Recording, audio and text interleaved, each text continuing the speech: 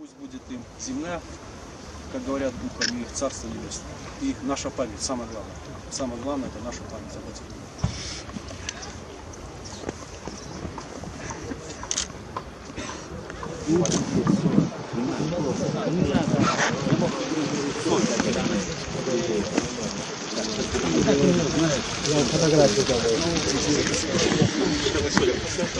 Понедельник